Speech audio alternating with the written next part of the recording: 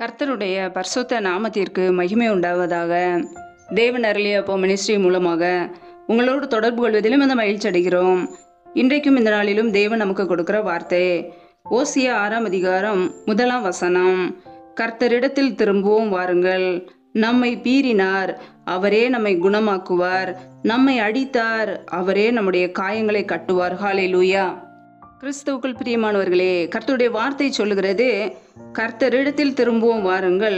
நம்மை பீறினார், அவரே நம்மை குணமாக்குவார். நம்மை அடித்தார், அவரே நம்முடைய காயங்களை கட்டுவார் என்று.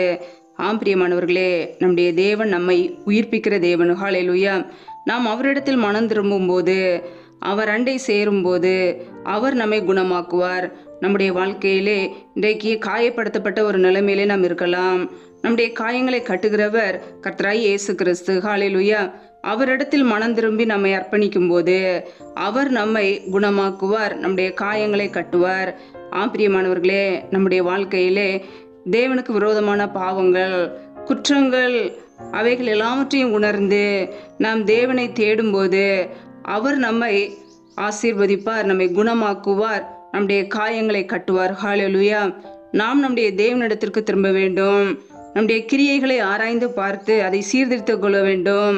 தேவனுக்கு பிரியமில்லாத பாவங்கள், தேவனுக்கு பிரியமில்லாத காரியங்கள் நம்முடைய வாழ்க்கையில என்ன காணப்படுகிறது, எல்லாவற்றையும் அறிக்கை செய்யும் பொழுது நம்முடைய வாழ்க்கையிலே கர்த்தர் நம்மை குணமாக்க ஆயத்தமாயிருக்கிறார். ஹல்லேலூயா. தேவனுக்கு விரோதமான காரியங்கள், தேவனுக்கு விரோதமான பாவங்கள் என்ன காணப்படுகிறது? ஒருவேளை நாம் இன்றைக்கு குணமாகாமல் நம்முடைய காயங்கள் கட்டப்படாமல் இருக்கலாம். கர்த்தரிடத்தில் மனம் திரும்பும் போது, நம்முடைய இருதயத்தில் ஒரு மன மாற்றம் வரும்போது கர்த்தர் நம்மை குணமாக்குகிறவராய் இருக்கிறார். ஹல்லேலூயா. மனம் திரும்பி குணப்படுங்கள் என்று வேதம் சொல்லுகிறது. ஹல்லேலூயா. வேதத்திலே நாம் பார்க்கிறோம், புலம்பல் 3ஆம் அதிகாரம் 40ஆம் வசனத்திலே, நாம் நம்முடைய வழிகளை சோதித்து ஆராய்ந்து கர்த்தரிடத்தில் திரும்ப கடவோம் என்று வசனம் சொல்கிறது. பிரியமானவர்களே, நம்முடைய வழிகளை நாம் சோதித்து ஆராய்ந்து பார்க்க வேண்டும்.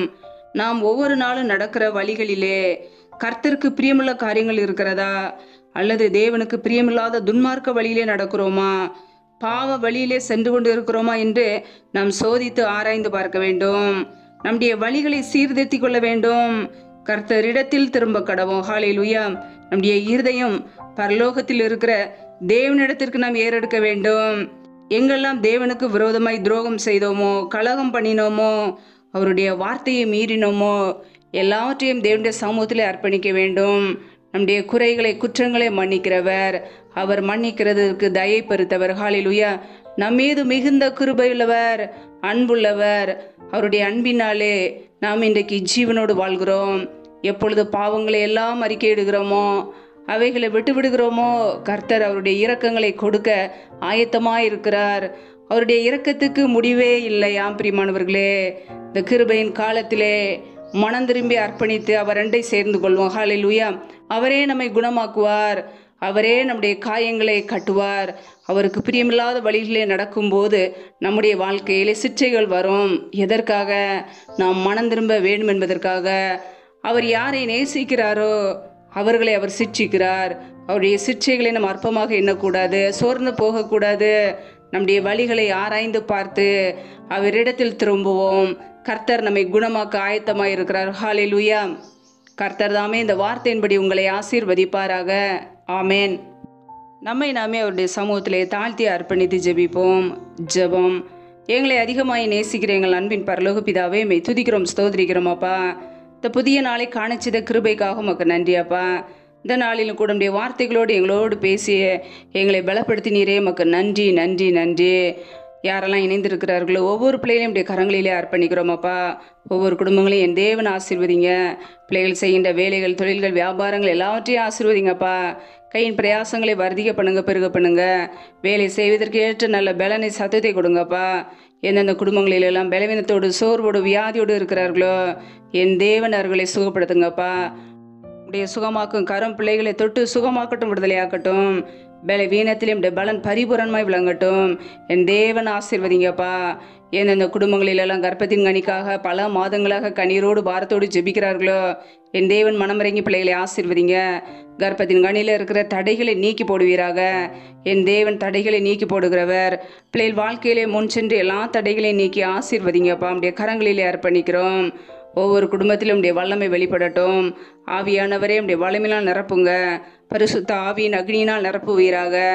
அன்பின் அபிஷேகத்தினால் நிரப்புவீராக. உடைய வல்லமையினால் நிரப்பி பிள்ளைகளை ஆசீர்வதிப்பீராக. ரிபாக்கா ரஷே கேலே தேனே மாக்கரதரபலா ரபா கபர் அஷா கலகதுரி கரதரபலா.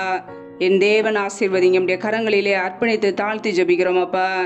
எங்களுடைய வாழ்க்கையிலே உமக்கு பிரியமுள்ள ஒரு வாழ்க்கை வாழைகளை அர்ப்பணிக்கிறோம். எங்களுடைய வழிகளை சோதித்து பார்க்க எங்களுக்கு ஞானத்தை கொடுங்கப்பா. உமக்கு பிரியமில்லாத காரியங்கள், குற்றங்கள், குறைகள் எல்லாவற்றையும் தயவாய் மன்னித்து எங்களை பரிசுத்தப்படுத்தி ஆசீர்வதிப்பீராக. நீரே எங்களை குணமாக்குகிறவர். நீரே எங்களுடைய காயங்களை கட்டுகிறவர். நீரே எங்களை அடிக்கிறவர்.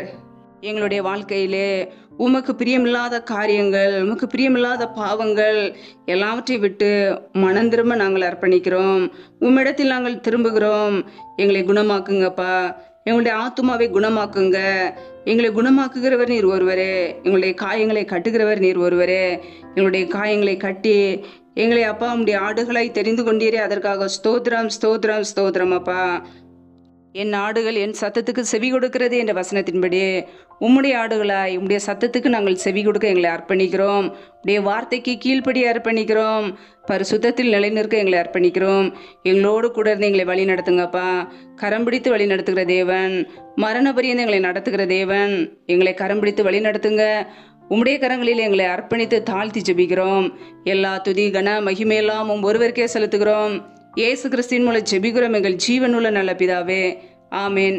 கர்த்தர் தாமே உங்களையும் உங்கள் குடும்பங்களையும் ஆசீர்வதிப்பாராக. ஆமேன். Thanks for watching.